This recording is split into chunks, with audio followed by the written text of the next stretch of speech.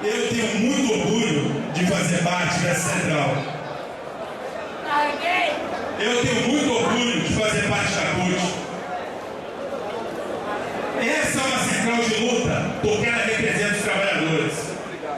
E nós, quando vamos para a batalha, quando vamos para a guerra, nós temos um grito que faz qualquer patrão tremer, que é Central Única dos Trabalhadores.